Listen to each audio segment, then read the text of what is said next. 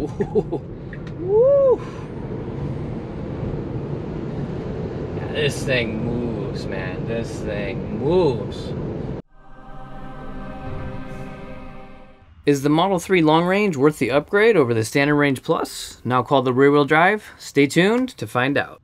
Welcome to Detailing with Mark. Today I'm test driving a 2021 Tesla Model 3 dual motor long range.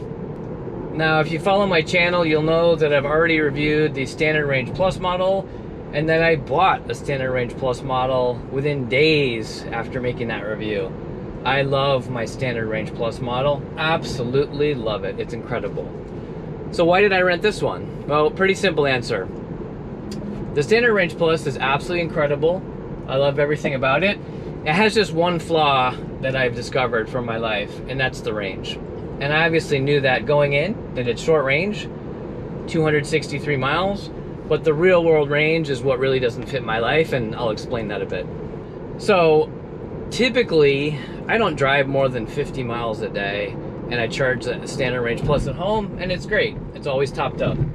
I've taken a few road trips, and I've had to charge it to 100%, and it's gotten a little dicey in terms of having enough range to get to my destination, but I was always able to do it. However, recently, I took a trip to Los Angeles, where I used to live, and unfortunately, you need 2 supercharger stops to get there with enough range to spare. So the Los Angeles trip was stressful, and if you haven't made it, I'll tell you right now, you can make it on 1 charge, which I don't recommend. It's very stressful. You can make it on 2 charges quite easily, but you have to stop twice, and you're going to stop for anywhere from 40 minutes to an hour depending on the supercharger availability. I used to live in LA for a long time. I'm going to be driving there more regularly now, so I need my car to be able to make that drive quite easily. So after I got back from the trip and started thinking for a few days, I thought, you know what? I love everything about this car, the Standard Range Plus, but the range is kind of a hindrance on the trip to LA. And to be fair, Tesla did not build it to be a long-range car, but those are my needs now, and now I'm in a bit of a bind trying to figure out, do I keep the car and drive to LA often and stop twice and take an extra hour each way? That's not something I really want to do. It's not that big of a deal, honestly, but I think over time it'll really irritate me. So I thought to myself, well, the long-range all-wheel drive dual motor version gets 90 more miles. Maybe I should just sell my Standard Range Plus and upgrade to that. So that's kind of what I'm considering as of right now, and you're kind of with me as I experience the long-range dual motor car for the first time, and I'm going to share my thoughts about that. There's a lot of differences. I think people trivialize the differences, but I think there's more than you'd expect, and I'm going to talk about those. I'm doing my standard test drive route here. Let's push this into some corners here. The long range, so many people don't know this, but the long range all-wheel drive is 400 pounds heavier than the Standard Range Plus. And here we go. As I hit this turn, you feel it. And I'm hitting this turn, fairly sharp turn here. I mean, I feel the weight. I don't know what else to say.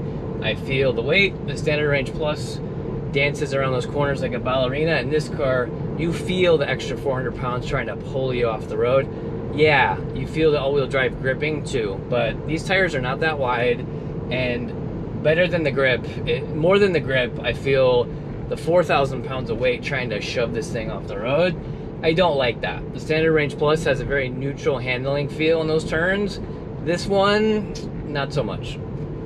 So I already hit on one of them, which is this car is 400 pounds heavier. Go to the Tesla website and look it up. It's on there. Standard Range Plus, 3,600 pounds. This one, over 4,000 pounds. Over 400 pounds more weight in the same car. Yeah, there's a dual motor and a lot more power, but you gotta move around 400 more pounds. So this car is faster, and I'm definitely gonna show you some acceleration runs, but it's not that much faster because it's got to move around a lot more weight, but it's definitely faster, and that's a pro that I love. Really the only con for me is the weight. As I said already, you throw into turns, you feel the weight, and it just frankly makes me a little bit nervous. I don't like heavy cars because of that. I don't like the way they handle. Standard Range Plus is amazing. I've driven pretty much all the Teslas except the Plaid, and I think the Standard Range Plus Model 3 is the best, most nimble handler of any of them, bar none. And that's why I got it. That's one of the main reasons I bought it, was the lightweight. And of course, it was way cheaper, but it was mainly the lightweight. I like lightweight rear-wheel drive cars, and that's what it is. This has all-wheel drive, and you feel it. It is just much kind of heftier, and you feel that across the board in driving. Okay, so let's start with some non-essential things in my opinion, which you've probably read about already. The stereo system. This has the quote-unquote premium audio. It's better than my Standard Range Plus. It definitely is. Is it amazing? I don't think so. I've had several BMWs with a Harman Kardon system. That was better. I've been in Mercedes and Maybachs with the Burmester audio.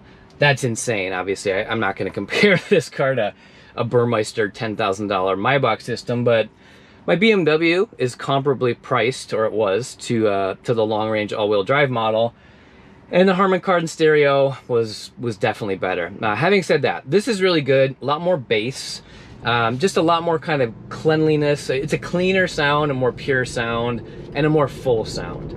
Again, is it amazing? I wouldn't say it's amazing. It's definitely better than the Standard Range Plus, though.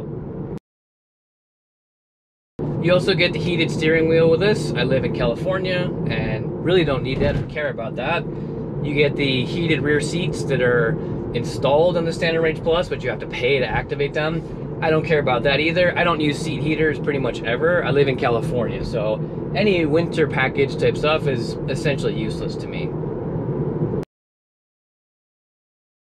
This charges faster, so the Standard Range Plus has a different battery chemistry than the long range dual motor does, and this not only has a lot more range, but it charges faster too. So specifically, one of the things I hated at the superchargers, and I had to hit 7 of them on my LA trip, was so the Standard Range Plus can only charge up to 175 kilowatts. This car, the dual motor all-wheel drive, can charge up to 250 kilowatts. That's a big difference. So bigger battery, much better range, and it also charges faster. On road trips, that's awesome. I mean, just case in point, I'll break it down this way. If you drive back roads and local, the Standard Range Plus is what you want for driving experience. If you're going to be driving a lot of road trips, this is better, no question. Charges faster, you'll spend way less time at the superchargers, you'll have to stop less because there's way more range. So that's how I break them down. This is a great road trip car. Standard Range Plus is a great local and back roads type of car. So with that criteria said, figure out which one is most important to you and buy accordingly. You can't go wrong with either one. They're absolutely amazing. So a little wrinkle here. This is not an apples to apples test. As you saw from the intro footage, this car has the 18-inch wheels, and my Standard Range Plus has the 19-inch wheels, and the difference is what you might expect. This car has a much softer ride, much cushier. I really like that. Unfortunately, when you throw it into turns, it's much squishier, and you can feel the tires flex a bit, a little more body roll. So a typical trade-off of smaller wheels and higher profile tires. Again, up to you which one you like. I prefer the bigger wheels with the shorter sidewalls. I'm okay with a stiffer ride if it gives me great steering feedback and flat cornering. So that's what I like, but you know, to each his own. Another thing here, and you'll see as we're going down a hill right now, so when I let off the gas, I've grown to love Tesla's regenerative braking. The dual motor long range version has more aggressive regenerative braking, and the reason is you have 2 motors that are doing the regeneration and not one. So again, you know, depending on how much you like or don't like the regen, the Standard Range Plus regen is a bit more mild compared to this. So if you hate the regen, maybe Standard Range Plus is for you. If you love regen, maybe the dual motor all-wheel drive long range is more your thing. I love the regen personally. I'm okay with more regen. I've also read that the Standard Range Plus, they can't actually maximize the regen on the rear motor because the regen is only happening on one axle or one motor. If it's too aggressive, it could upset the balance of the car. So that's another reason too, is this not only has an additional motor, but because you have regen in the front and back slowing the car down, it's more balanced when it's slowing the car down. It's not going to throw one end out of whack and have you head over heels or something. So I thought that was interesting. I don't know if that's true, but it makes a lot of sense. All right, so let's talk power. So the Standard Range Plus is very quick. I have never felt like I didn't have enough power in pretty much every situation. 0 to 60 in 5.3 for the Standard Range Plus. I think the low end power, 0 to 30, is where it's weakest. Mid-range power is amazing. The mid-range power feels almost the same as this one. So how would I describe the power of this? So, you know the dead spots you have in the Standard Range Plus, 0 to 30, and then like above 80, it's just not immediate power delivery. This kind of evens those out. So this has really quick power delivery. This has a lot of power from a stop because of the dual motors. 0 to 60 is quick, you really feel it. Mid-range is quick, and then top end is also quick. So I would describe it as kind of filling in the gaps that the Standard Range has. It's not shockingly faster, it really isn't, but just kind of everywhere along the power band, you get a little bit more, which is really nice. Like right now, I'm just gonna touch the throttle, I'm doing 60, just touch it, and it pulls really good. In the Standard Range Plus, I would have to depress the pedal a little bit more to get that, but so the power is a huge plus on this. To me, the advantages of this are the power and the range. All I care about is the range. If I could add more to my Standard Range Plus as is, I would do that, but I can't. So let's do a 0 to 60, see how it feels. Yeah, wow. Oh yeah, I'm back in my seat. Oh baby, woo! It pins you back in your seat. It pins you back in your seat. My Standard Range Plus does not do that. It really, like, it's very jerky, like the car really bucks as soon as you hit the gas, which is awesome. Again, Standard Range Plus is a more gentle 0 to 60 takeoff. It's fine. I mean, I think it's perfectly fine and wonderful. I've never had a complaint about the Standard Range Plus. Let's give it a little mid-range here. We're doing 52 and 72. The mid-range to me feels almost the same as the Standard Range Plus. So if you care more about mid-range and the range is enough for you, the Standard Range Plus should be totally fine. Alrighty, let's do another 0 to 60 here. And probably a little more than 60. And go.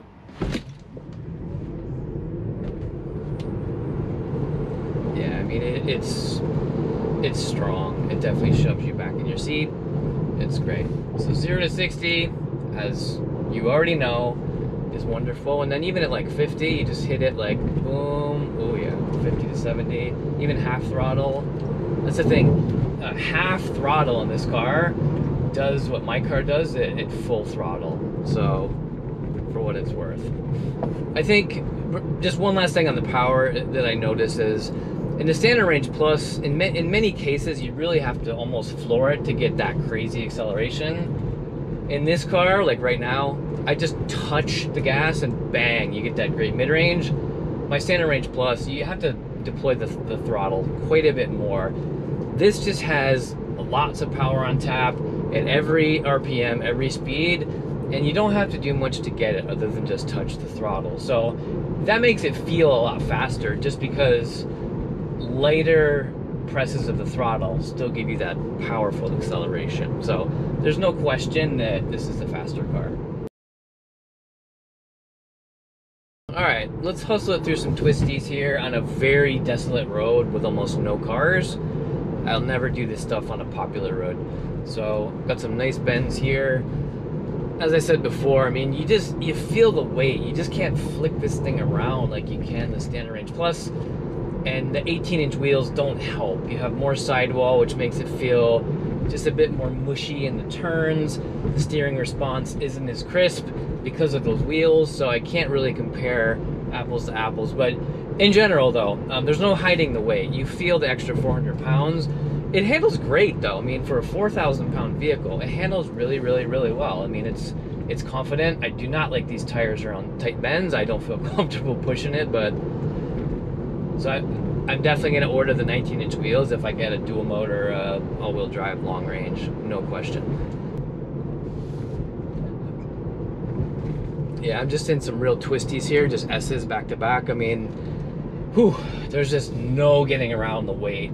This car just pushes, man. It really pushes. And unless you drive the two back to back, you're really not going to even notice that. But I notice it.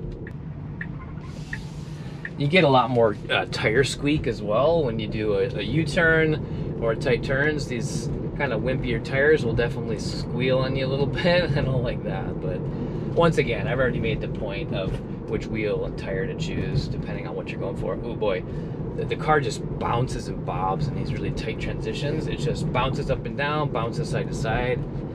The 18s are just no bueno for me, man. I just do not feel secure in these turns. There's been a million comparisons. You can go to any Tesla forum and people always debate this. SR Plus versus LR all-wheel drive.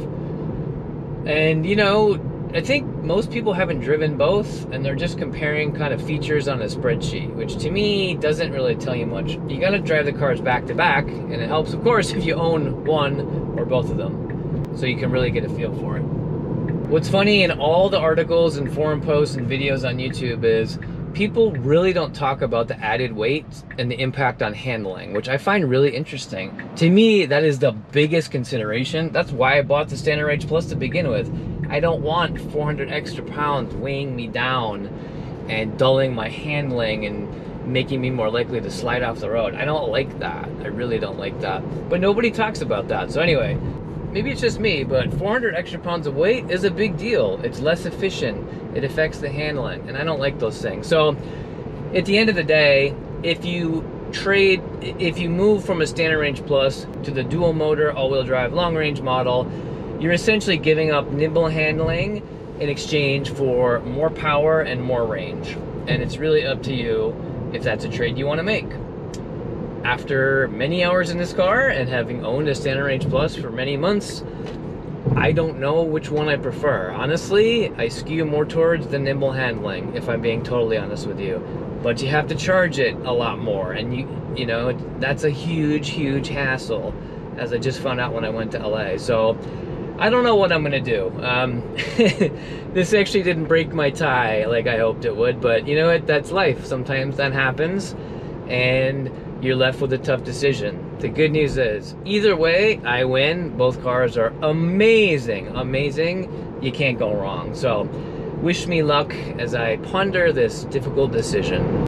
So my personal opinion aside, how do these two stack up? Is the long range worth the upgrade? I mean, you can see here pretty clearly, yeah, it's worth the upgrade. $6,000 gets you way more power, way more range, all-wheel drive, better audio, faster charging, heated steering wheel and back seats. And there's other little things too, like more interior lighting. I think it's absolutely worth it. I just happen to value handling as my most important characteristic, which is why I'm happy with the Standard Range Plus. But if you're trying to justify, is the long range worth the $6,000 upgrade? I mean, it's pretty clear here that it's extremely worth it. You get so much for that money. I would say, unless you're me, it's almost a no-brainer in terms of the upgrade.